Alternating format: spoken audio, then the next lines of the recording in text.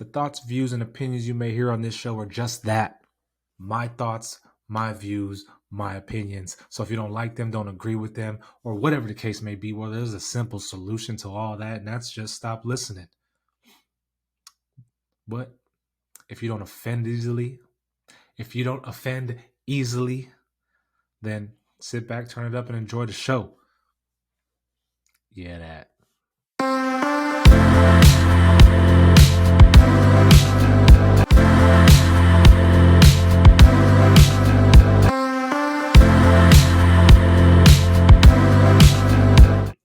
YeahDat, man. We're here on another episode of YeahDat, the podcast with the homie Westcoast Rob. And, I have a guest who've, I fucked with for a while. You know what I'm saying? I've known him for a while now. You know what I'm saying?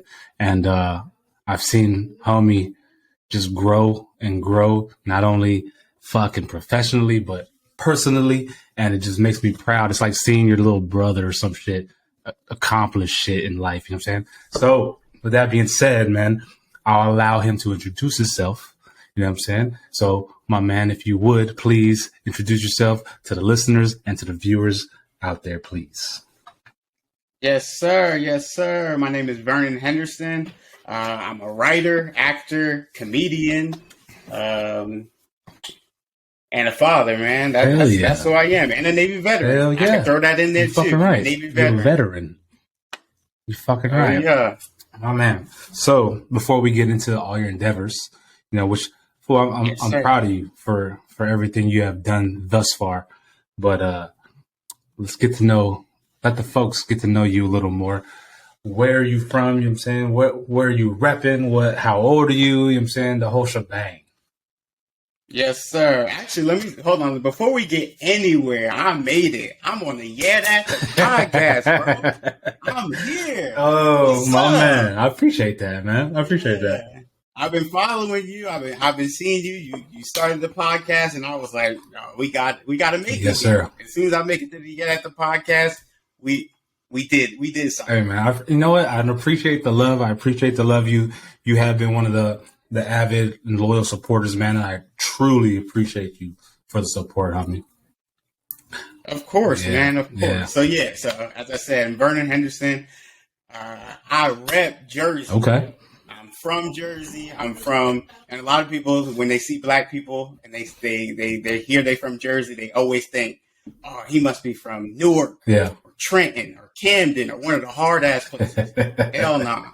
I'm from one of the whitest parts of Jersey. I'm from the Jersey Shore. Fuck it. I did not know that, fool. Oh yeah, so the Jersey Shore is Seaside. Yeah. That's where everybody knows. Seaside Heights, Jersey right? Shore. Seaside Heights. So I'm from a town called Brick, which is 15 minutes away from Seaside. Okay, shit, I know that, boy. You be fist pumping and shit like that. I have a joke about that I do on stage. For real? Yeah. Well, we'll get into all that, man. I had a cat that I knew. He was from Orange, New Jersey. You know where that is? Orange? Yeah. East, west, and north. Yeah. And south, east, and west. He used to say it was hood or whatever. I mean, it might be. You know what I'm saying? But the dude. It is. Yeah. Okay. Well, the dude was not. So one day he was like, "Yeah, man, I'm from the hood. I'm hood, whatever, woo, woo, woo." And I was like, "Homie, you ain't hood, dog. So give me your mom's number. I will call your mom right now, and then I'll have her explain." So then he gave me her number. I called her at work. I called her, and she was like, "Boy, please, he is not hood whatsoever." I moved him out of the hood. Like Orange was hood, but I didn't want him. I didn't want him in that environment. So let me shout out to all the Jersey folks. Shout out to Benjamin. East Orange is, if he's from East Orange, I don't know what specific Orange he's from, but East Orange is definitely rough. Yeah. I think, it rings a bell. I think I've heard of East Orange before. Yeah. East Orange, New Jersey. That's actually, East Orange, New Jersey been on the like high murder. Yeah. They've been up there. Camden been up there. Those areas of Jersey is rough. Patterson, Newark. All them areas is rough. Newark, Brick City, right? That's what they call it, Brick City? Yep, Brick City. I'm cultured, you know what I'm saying? I've been around, you know what I'm talking about? But, back to you, though. Back to you. Been a few places. Yeah, you know what I'm saying? I done been some places, you know what I'm saying? Yeah, a little bit. So, my man, Vernon Henderson, veteran, how long did you serve? So for 5 years, 5 years. you know, I did my 5 years and got the fuck out of did his deployments. It's all good, man. It's not for everybody, you know what I'm saying?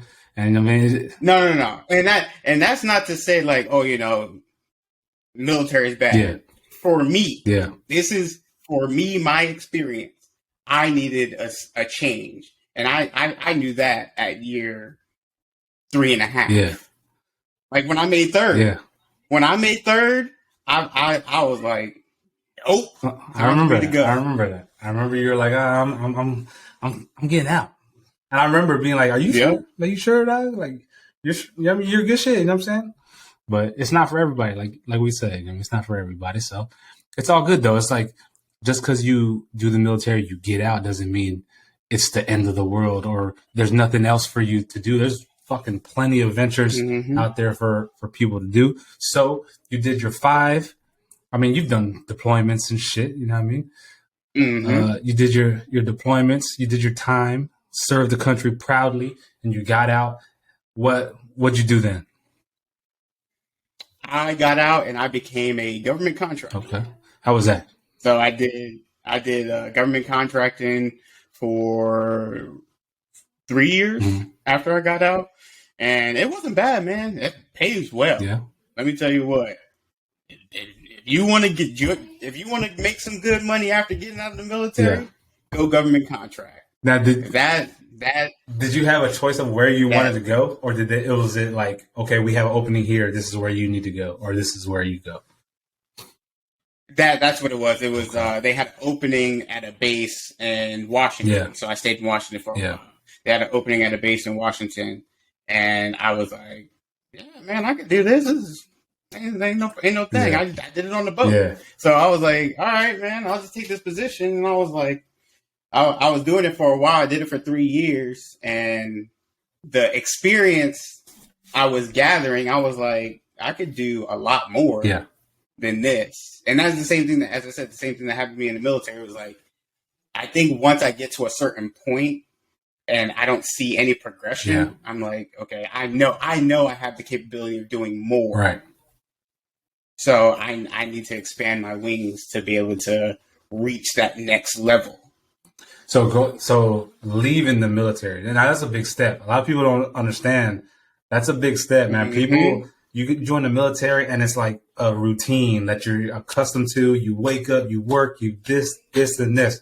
But then when you get out of it, it's like, fuck. I wake up now. So what am I gonna do? Was that transition from leaving the military to doing government shit, like kind of on your own schedule? Was that shit like an easy transition?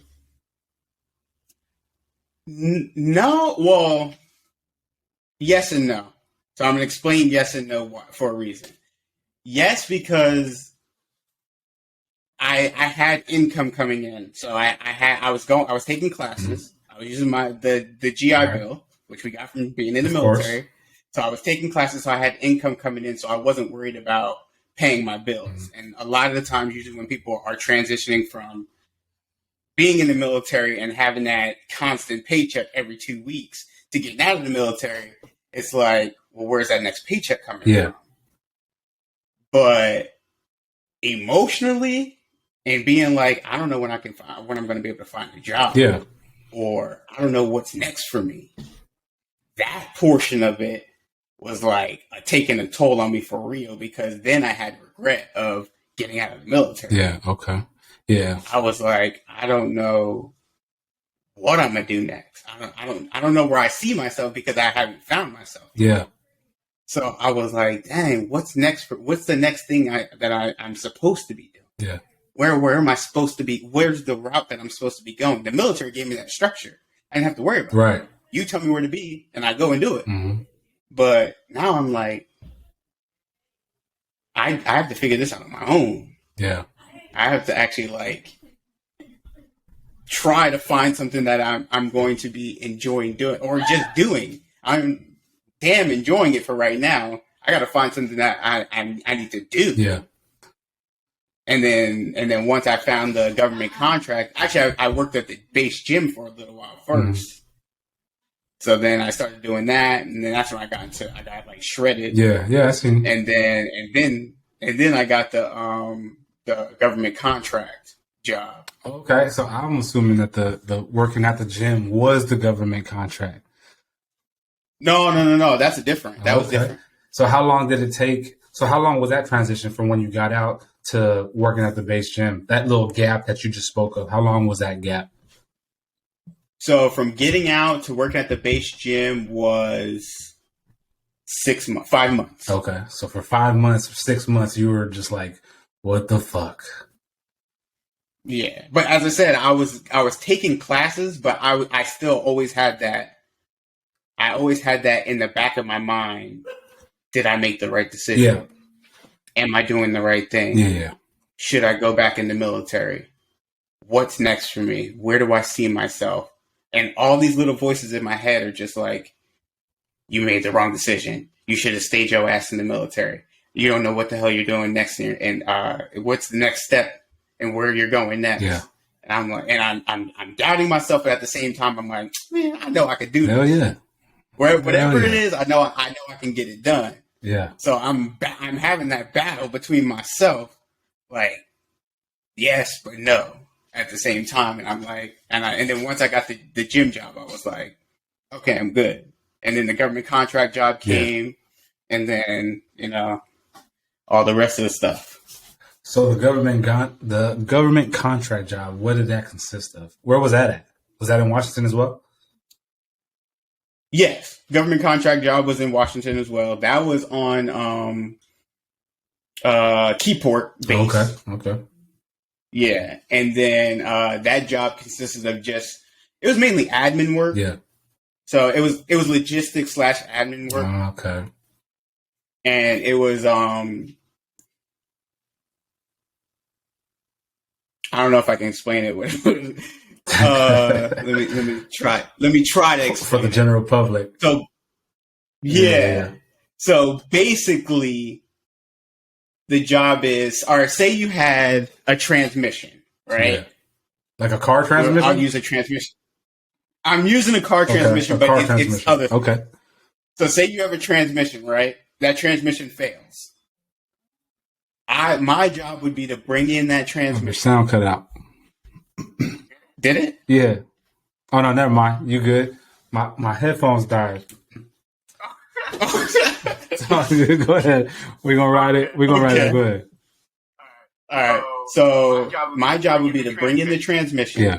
Get all the information from the transmission, put it into our system, and then get with the proper technicians that would need to fix that transmission, and then make sure that transmission was on time and on target, and made it to back to its rightful owner on that and stayed on that schedule. And then I'm using transmission, but it was of course, because Keyport, you work with like secret squirrel stuff. Yes, sir. Yes, sir. Okay. I never knew you did you worked out there, man. I thought it was just strictly the gym, and then you stopped the gym, and then you went and did your own endeavors. No. I did the government contract, which was good. It was good for a while. I liked it. How long did you work at how long did you do the government contract? I did that for 3 years. I did the gym for 2 years and the government contract for 3 years. Okay. So then at what point did it hit you where you were like, fuck this? I mean, I know I'm getting paid good, but ultimately this isn't what I want to do. So when did you hit that point, and like, what did you decide to do next? Honestly, and that's a great question. Honestly, it was when my boss decided to move me. Okay. So I was working in one area with a group of guys, yes. Right? And he moved me to a different area. And this area had me as the only POC in the whole area. And when I was surrounded in an area that I was uncomfortable in, I was like, okay, this is not for me. Okay. I needed to go. Were you still in the same base? Were you still on Keyport, or were you at? I was still on Keyport. Still in Keyport. It was just that I was always being put into conversations, mostly political, that were always coming to like let's get the black perspective. Let's see what the black guy thinks about this. Oh, okay.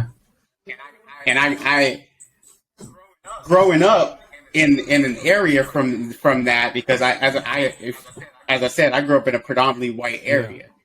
So my area, or my graduating class, only had 20 black people. Damn. Maybe. Or not even black people, just people of color in general. Yeah. 20, maybe. Okay. Damn. So I've had that experience growing up, and then I was submerged in it again, not due to my own, like, I had no say. They were just like, you move here, you do this. And I was like, time for me. And I stayed there for almost a year before I was like, okay, no, I need to do something else. Damn, okay. So from there, what was next? From there, pandemic hit, man. 2020. What you mean? 2020. 2020 hit, and pandemic hit, and a lot of people were trying to figure out what they were trying to do. Mm-hmm. You know, You came out with the podcast. Yeah. I was watching a bunch of people, and I was like, what is it that makes me happy that I want to do? What is that thing that if I were to do it and not get paid, I would still enjoy doing it? So, comedy. Okay. I started doing stand-up. So I did stand-up for the first time at Tacoma Comedy Club. During the pandemic? Was it? During the pandemic. March of 2021. Okay, 2021. Okay. So 2020, when the pandemic hit and the government shutdowns and all that stuff, what were you still with the government contract? Yeah. Okay. I was there until That's smart. Good. I didn't leave there until September of 2021. Oh, okay. Okay, so that's good. Because 2020 came, because when you said pandemic hit and you quit, I was like, damn. So then that means you were out there with everybody trying to survive. No. I stayed. Good. Because we never stopped working. Yeah, of course not. Government. Yeah, exactly. So we were always, they were like, sick? Yeah. Come to work. Oh, no, yeah. I feel you. So I was like, I never had this, I never was in a position where I didn't have that check coming in. So yeah, you were fortunate. I was like, but comedy was like, I want to do this. And this is something I've always wanted to do in my life. Yeah. So I was like, all right, you know, I'm going to make a resolution January 2021 to get on stage for the first time. That's what's up. And then my birthday was in March. And I actually do a joke about this. My birthday was in March, and nurse was like, hey, what are you going to do? And I was like, oh, I'm thinking about doing stand-up comedy. And she's like, oh, tell me a joke. I'm like, man, what are you talking about? I'll tell you a joke. Like, I haven't even done stand-up comedy yet. What are you talking about? But I signed up on my birthday, and then I got on stage for the first time April. So it was April, 2021. So how was that? Like stand-up? So my cousin, he's a stand-up comic, which I'm going to have him on the pod. And then there's another stand-up comic who I'm going to have on who's like open for like Michael Blackson and some big name folk. But that's what's up. Yeah, man. It's just, it doesn't seem as easy as people think it is. You know what I'm saying? So what is that like? It's not. Getting on stage and telling people jokes that you said to yourself and to nobody else, and then you're just hoping they laugh. Yeah. That's all it is. It's like these ideas that come to your head, and you get up on a stage or go to a bar or go anywhere, because I've done bar stages and I've done showcases. Yeah. And sometimes people laugh and sometimes people don't. Depends on the crowd or depends on the joke. So what's the longest set you've ever done? 12 minutes. Okay. So is it easy? Like does this 12 minutes seem like it takes forever, or does it seem like it goes fast? How's that? It depends. It depends on the crowd. Okay. If the crowd's good, 12 minutes is quick. Okay. If the crowd is terrible, that is the longest 12 minutes you will ever experience. But the crowd is more so based off of you, though, ain't it? Sometimes, no, because sometimes the crowd just be like, man, I got bills. Like I got stuff to do. My kid at home sick. Yeah. I just came out because my friend told me to come out. And then everybody at the table mad. They order came out wrong. And then you got to go up and tell them jokes. So it's like, and then you got to do 12 minutes and ain't nobody saying nothing. Yeah. And you hitting your punchline.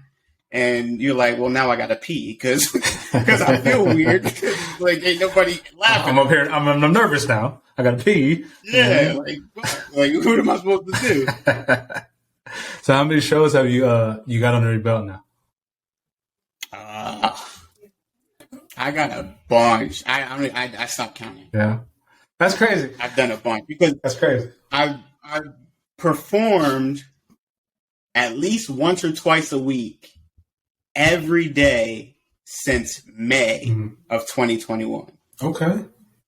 Put in that work. So, yeah. And then I've done 2 showcases. And then I've done 2 big stages. So I did Nate Jackson's Super Funny. Mm-hmm. I did that open mic. And then I did Tacoma Comedy Club. But that was my first time ever getting on stage. For the big show, how long was your set on the big show? That was the 12 minutes. Okay.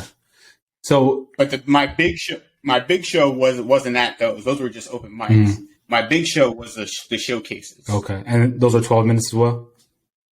Yeah, those were 12 minutes. Both of them paid. So really, damn. Okay, man, this dude coming up in the world getting paid. So how much is a set pay, if you don't mind me asking? You got to say if you don't want to, man. I'm brand new, so they go based off of experience. Oh yeah, of course. Comedy's based just like acting and writing. Yeah. That's all based off experience. So you brand new. Yeah. People would be like, "Hey man, take this $5 and hush." Get the really? Yeah, mine. I got paid $50. Okay, all right. Okay. But some people would be like, "Hey, some open mics you got to pay them." No, yeah, understandable. So yeah, that's understandable. So it's like it depends on who you are. Okay, 50. So you got paid $50, huh? For the people. Yeah, I got $50 for 2 showcases. Okay, $50 each show. $50. Okay. Each. So for those out there listening, aspiring comics, you know the grind is hard, man. I mean, don't expect to get paid fucking hundreds of dollars right off rip. You gotta put that work in. Yep. Okay. So fucking when you write, so you're preparing for a show. Do you write like, okay, I'm gonna do this joke, then I'm gonna do this joke, I'm gonna do this one, or is it more so freestyle or feeling the crowd? Oh, this is how the crowd is acting. Let me spit this joke that I have fucking right here in the back of my mental. How's that work? I'm still building. I'm still growing. So right now, I'm writing premises. Mm-hmm. Like I don't ever write because there's some people who write out their whole jokes. Yeah. And then there's some people who just like can freestyle. Yeah. Like those dudes are like comics. They know that they can just be like, okay, this is how the crowd feeling. All right, I'm just going to say this. Okay. And then see how it goes. I'm in between both of that. So I'll write a premise, and if I don't care what the crowd is doing, I'm going off my premise. Okay. For now. Yeah. Until I build up my confidence and more material. Yeah. I got this premise. You don't like this premise? I'm moving on to my next premise. Okay. Until you get seasoned and you know what to do until you become a veteran in the game. Yeah. Okay. Okay. Yeah. So I know you're a writer now. So now is stand-up comedy, is that your number one priority, or is it writing, or is it acting? Honestly, I like writing more. I like writing and acting more than I do stand-up. Okay. I love watching stand-up. Yeah. Well, yeah. I even like performing stand-up. Mm-hmm. But if I were to choose out of all three, it would be acting, writing, stand-up. Okay. For me. Okay. Now, what got you into writing? Like, how is it to write a script? Do you just sit down and it's like, okay, well, I have an idea of this, and this, and then you just start jotting it down? Like, what's the process of writing a script or screenplay or whatever? Yeah, so for years, I used to have these dreams. And in my dreams, I would have full-blown movies, like movie ideas, go off in my head. So I would have, like, say, like a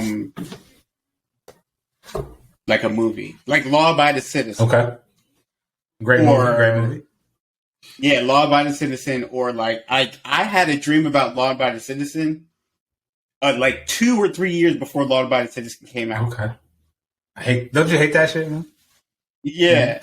And then and I was like, dang, I had like a dream about that. And I was in the military at the time when I believe I was in the military at the time when Law Abiding Citizen came out. So I was like, dang, I had like, that's deja vu, because I remember a line like that. Yeah. So I would always have these dreams, and then I was like, you know what? One day, I think I was writing down a joke premise that came to my head, and I was like, something was like, write a Captain Planet movie. Okay.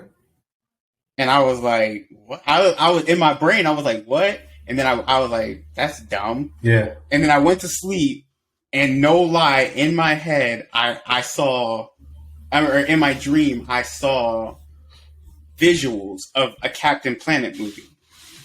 That's crazy. And I was like, okay. So the next day, I woke up and I wrote 8 pages. Just started writing 8 pages. And then I stopped. Yeah. And I was like, I was reading it and I was like, and I stopped. And then I didn't write for a good like 6 months. Yeah. And then it happened to me again where I was sleeping and I had a dream about a spinoff to a web series that I'm writing now. And I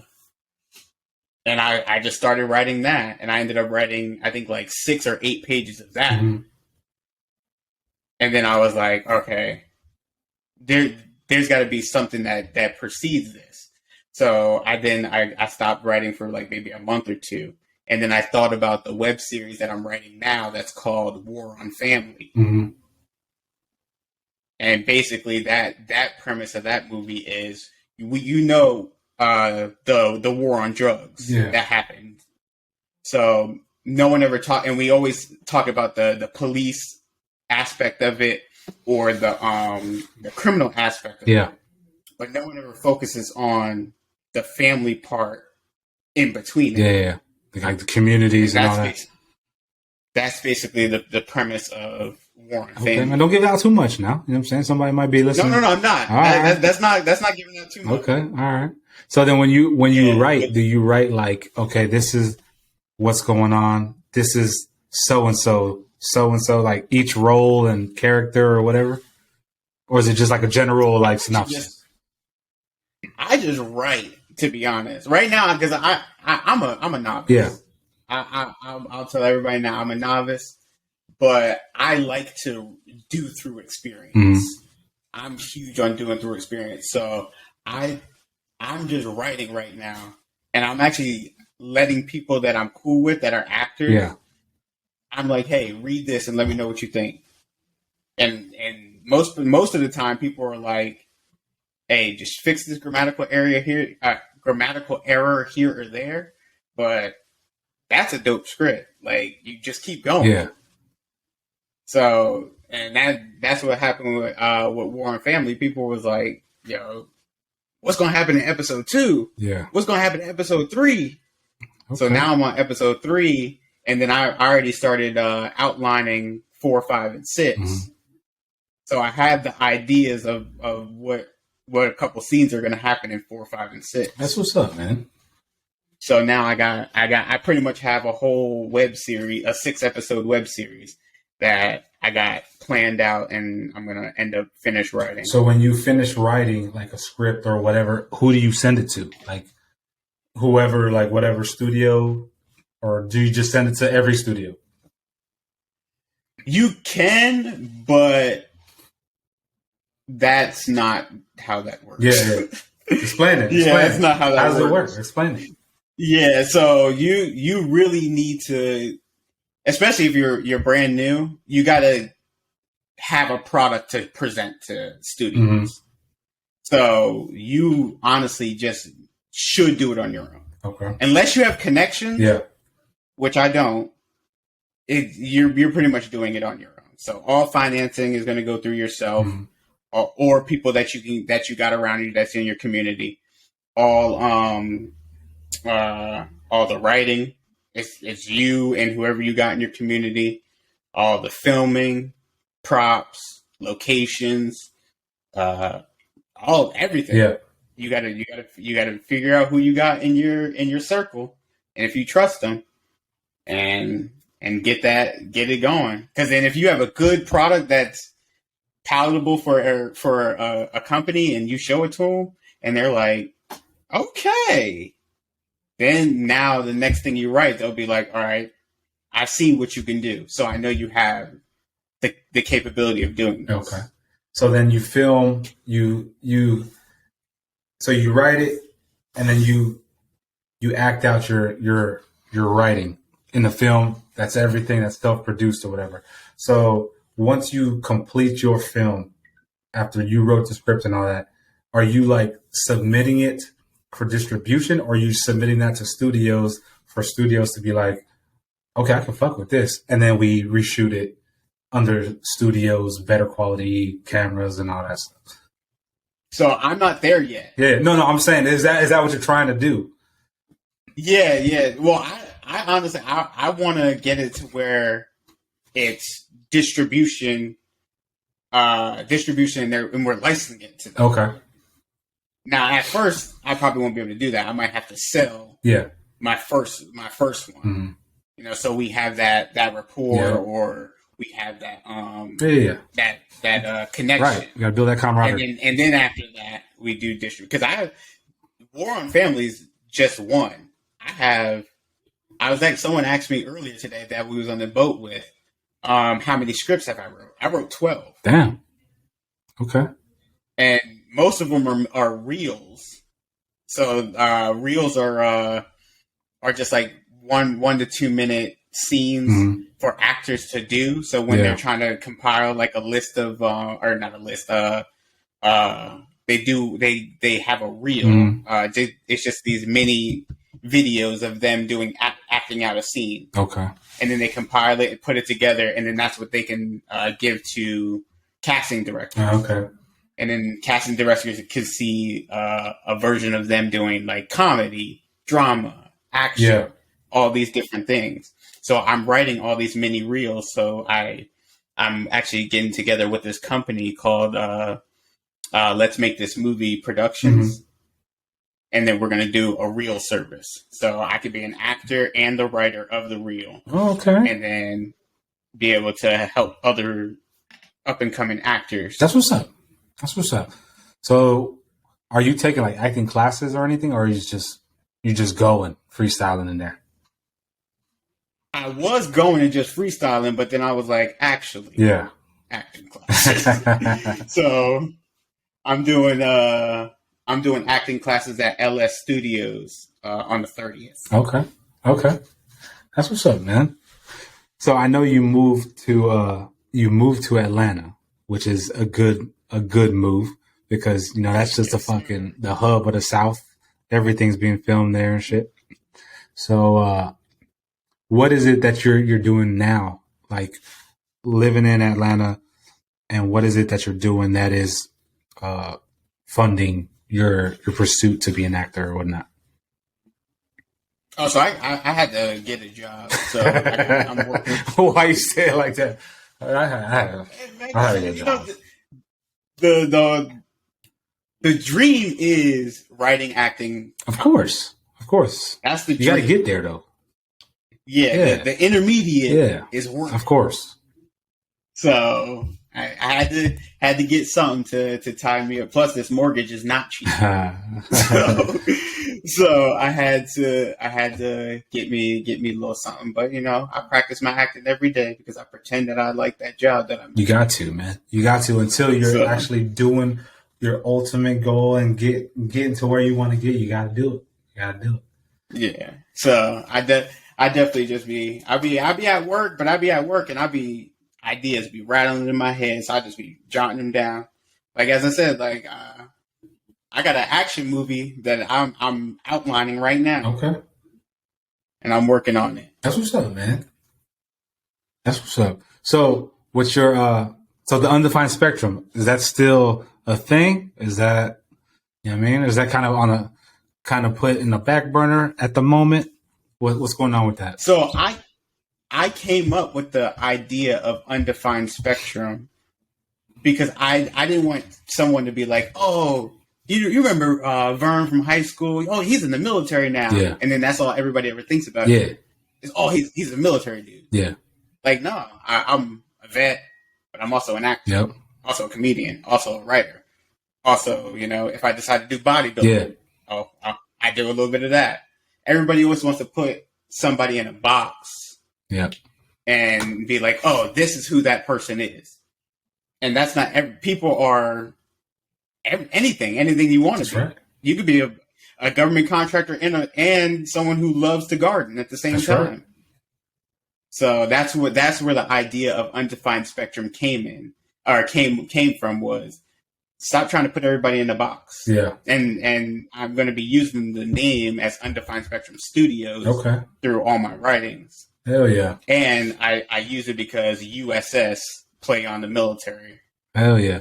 Yeah, because I remember when you started it, I remember you saying the premise, how it's just everything. I mean, you cover everything. It's not a sole thing. So I just wasn't sure if you were still pursuing that and that umbrella, or what if it was kind of on hold while you pursue your comedic writing and acting. Venue. Well, no, it encompasses comedy. Mm-hmm. It encompasses a little bit of everything because Undefined Spectrum is, hey, you can't define me. I'm whatever I am at that moment. Okay, that's what's up, man. So, who were your growing up? Who were some comedians and actors or writers who inspired you? Martin Lawrence. Okay, one of the greats. I literally was just watching National Security earlier today. Yeah. So Martin Lawrence is one of my favorite actor comedians. Uh-huh. One of my favorite comedians is Eddie Murphy and I was about to say Ari Spears. He's a great comedian. Not a fan of Ari Spears, man. Really? Yeah, not at all. Actually, Ari Spears. Not at all. That was actually one of the reasons why I started comedy. Really? Was Ari Spears. Yes. So Ari Spears, I was at Tacoma Comedy Club, and Ari Spears was doing a joke, and he asked like, "Oh, who's a young couple in the audience?" And me and my girl was like, "Oh, we are." And he was like, "Oh, what's your name, bro?" He's like, I was like, "Oh, my name's Vernon." He's like, "Vernon? What nigga name is Vernon? You sound like you got a shit ton of keys on you right now." And I was like, I need to start comedy just so me and him could work together. Yeah. And I was like, that was one of the reasons why I made the resolution, because that was in 2020 when we seen him perform. Okay. That was actually a couple days after your show, or so maybe it was in 2020. What show? My maybe show? It was 2019. Yeah, that was 19. Yeah, 2019. Okay. Yeah, Ari Spears, man. Shout out to Ari Spears, man, but fucking, I'm not keen to Ari Spears, but to each his own. You know, it's a little rough. It depends on your style of comedy. I like a wide array, so I like people who are a little bit rough around the edges with comedy, but then I also like the the more politically correct comedy. Like, I love Kev on Stage. Kev on Stage is one of the people I follow avidly right now. Yeah. But Ari Spears, Martin Lawrence, Eddie Murphy. Okay. Those are ones I watch. Okay. Right on. Right on. Hold on a second. All right. So Ari Spears, take Kev on Stage. Mm-hmm. Some of your faves. Yes, sir. Okay. You have any favorite writers? Favorite writers? Kevin Feige, the one who wrote Spider-Man. Oh, yeah. Oh, yeah. Yep. Okay. My favorite writers. The new Spider-Man? Yes. Oh, no, not the brand new one. I haven't seen that. Okay, I was about to say. Don't ruin it. I haven't seen it either. I was about to say the same thing to you. Yeah, I haven't seen it yet because I'll be debating. I have a theater room in this house. So I'll be debating if I want to go and pay to watch it or if I can I'm like, just wait for it to come out on Disney Plus. I'll watch it in the theater room. Yeah. Okay. So what are, in regards to writing, you wrote web series, you got action flick coming up. What are some inspirations in regards to like screenplays or movies that inspire you to want to write something similar? So honestly, it's just the ideas that be coming to me, because I always I'll watch a movie, like the action movie that I have coming out. Law Abiding Citizen is an inspiration for that movie, but it's a piece that they're not talking about. It's something they didn't hit on. The Law Abiding Citizen movie? Yeah, from the Law Abiding Citizen movie, there's a scene in there that happened, and I'm just taking that scene and turning it into a whole movie. Okay.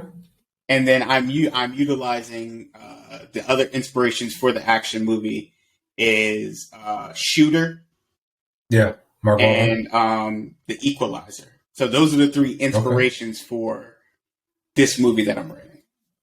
Okay. That's what's up, man. I'm a movie buff, so whenever you drop something, of course I'm gonna watch it. Now I know you got some IMDb credits to your name. Yes, sir. I know you're proud of them, as you should be. So touch on that a little bit. Yeah, so I got my first acting credits. What was it? June? I think it was June or July of 2021. It was a web series called When to Use the N-Word. It was a comedy web series that was written by writer, director, actor Christian Day. And basically it was a comedy parody saying like, that it was craziness going on in 2020 and 2021 with the killing of George Floyd and the Black Lives Matter movement and all the protests and against police brutality that was going on. Yeah. So he was like, you know what? I'm going to just write this comedy parody of like, when is it appropriate for white people to use the N-word? And he just did. Never. White people. Never. Exactly. But he just wrote it, and he got a dope cast. I was casted in 2 of the episodes. One was just background, and the other one was where I had a leading role. Okay. Yeah, I remember you posted it, and I was trying to find it to watch it, but I couldn't find it. Where can people find it if it's on YouTube. Available? It's on it's on YouTube, unless he took it down. But last thing I knew was they were all available on YouTube. You can look up Christian Day, or you can look up When to Use the N-Word. When to use the N-word. I'm going to look it up myself, and I'm going to watch it, and then I'm going to post it on my fucking IG page, man. Okay. You know what I'm saying? It's all about support, baby. It's all about support. That's my biggest thing. I be supporting. If I see you grinding, I'm going to support it. My sister right now, she is grinding out shirts. I wish she would grind out my shirts that I asked her to make for me, but she be doing her own thing, and I love to see her do it. And she got her shirts, Empower Her, Authentically Woman, like all these women empowerment shirts that she's coming out now. And is it strictly for women? Huh? Strictly for women though, or can men rock it? It's like I mean, men could rock it, but the words say empower her. No, yeah, that's fine. Women. Yeah, but no, that's fine. I'll rock one of them shirts, no problem. Yeah, it's just like your sweatshirt. Okay, hell yeah, yeah. Where can they get them shirts at?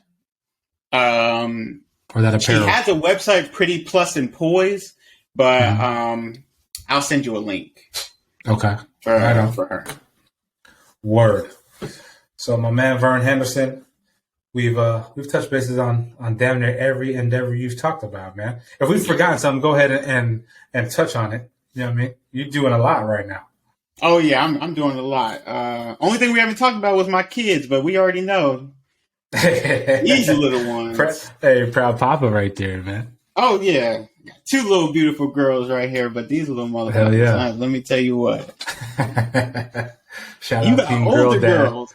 I know. See, you got the older girls, so you already been through this phase that I'm going through right now. Yeah. Hey, and that's an easy phase right now. I'm telling you. You can hear them bouncing and running around upstairs. It's all good. Enjoy that phase right now, because when it hits high school and middle school, then it's like, who are you? You know what I'm saying? That's what it is. Exactly. My little 1-year-old be acting a fool. She be having her own opinions, rolling her neck and kicking toys and stuff like that. I'm like, dude, what? That's what's up, man. That's what's up. It's all right. Enjoy that phase right now, man. I mean, while they're still young, because they grow up fast. So yes, sir. But, Vernon, man, I appreciate you for taking the time out to be a guest on the podcast, homie. You know what I'm saying? We've spoke about it for a minute now. You know what I'm saying? I'm glad it came to fruition. I just want to let you know, from military to now, bro, I'm very proud of what you've accomplished and where you're going, homie. And just when you make it, don't forget about the little folk. You know what I'm saying? Oh, definitely not. We all in this together, so my man. I got you. I appreciate that. You got any shout outs you wanna shout out before we get out of here? Nah, man. I'm gonna shout out Chef Saucy T. She's a chef out here in Atlanta. Okay. She out here doing her thing. That was one of the people that I said that I'm out here supporting. So she's out here. She grinding. She's up in the morning at Crunch Fitness in Atlanta, Snellville, Georgia, and she be out there just cooking it up, trying to get her name out there. So shout out to Chef Saucy T. Shout out Chef Saucy T, cutting up at the Crunch, huh? At the Crunch, making healthy food. That's what's up, man. Get you a workout over there at Snowville, you said? Snowville, Georgia? Snellville, Georgia, Crunch Fitness. Snowville, Georgia, Crunch Fitness. Get you a workout and then get that post-workout meal from Chef Saucy T right there. Yes, easy sir. Access. Word. Where can they find you if people want to look into you, or if they want to, you know what I'm saying, contribute to your writing or to your acting or to comedic endeavors? Where can I hit you up at? You can always hit me up on IG at Undefined_Spectrum. Undefined_Spectrum. Okay. That's the main place that I'm always at is on IG. Undefined regular spelling or certain spelling? How's it spelled? It's just missing it's missing an E after the D. That's it. There you go. So It's just missing one E. Undefined_Spectrum. Hit him up on IG if you're interested in any of his writing endeavors, comedic endeavors, acting. You want an actor, you want a fucking extra, you want a writer. Mm-hmm. Drop him a line. You know what I'm saying? Easy. Yes, sir. Easy. So what we got? What's coming up for you in the future, man? What plans you got coming up here for the 2022, man? It's a brand new year, man. What you got going on? So I'm taking acting classes, as you know. We're going to be taking them acting classes. We're taking this seriously. Okay. I'm going to be writing, finishing this web series, working with actresses and actors on their reels. Okay. And I'm going to be auditioning. I'm going to be applying and auditioning as much as I can, trying to get my name out there so casting directors and companies can see me so I can start getting my name in those lights. Hell yeah, man. Well, my man Vern, I hope I wish you nothing but the best, and I wish you luck in regards to your acting endeavors. And if I see you on fucking the OWN network or some shit like that, I'm gonna be like, man, I know that dude, man. You know what I'm saying? Sir. I know that dude. You know what I mean? But I appreciate the time, homie, and good luck to you with all your endeavors, homie. And just know I'm very, very proud of you, and you always got me in your corner, homie, in regards to whatever it is you're pursuing. Yes, sir. I appreciate you, sir. All right, my man. Checking out, man. Signing out. YeahDat the podcast. My special guest, Vernon Henderson. Thank you for your time. Thank you for listening, and make sure you follow Vern at Undefined _Spectrum on IG. And of course, follow the pod. I'm saying, like, subscribe, the whole shebang, man.